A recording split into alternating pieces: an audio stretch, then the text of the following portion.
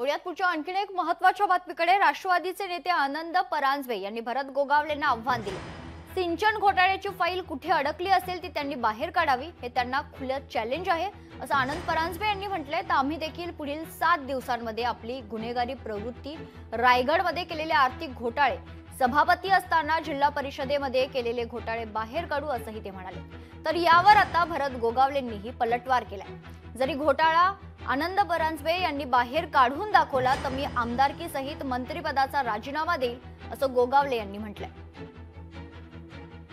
त्यांना खुलं आव्हान आहे की सिंचन घोटाळ्याची फाईल जिथे कुठे अडकली आहे ती पुढच्या 7 दिवसांमध्ये त्यांनी बाहेर काढावी, हे त्यांना खुलं चॅलेंज आहे।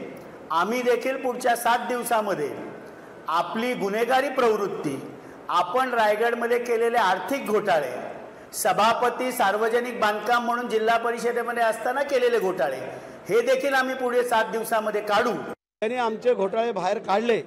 आत्ता सांगतो तुम्हाला, या क्षणाला जर ना राजीनामा दिला तर भरत शेठचं नाव नाही सांगणार।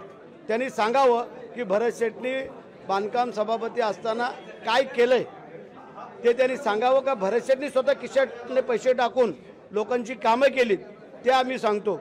मग एकतर जर काय त्यांनी उघड केलं तर आज तुम्हाला एवढ्या सगळ्यांसमोर सांगतो, मी माझ्या मंत्रिपदाचा आमदारकी सहित राजीनामा देतो। नाही तर त्यांनी त्या परांजपे बोलले ना, त्यांनी त्याच्या तोंडाला काळं फासल का हे त्यांनी सांगावं। लोकशाही मराठी ऐका, पहा, जागरूक रहा।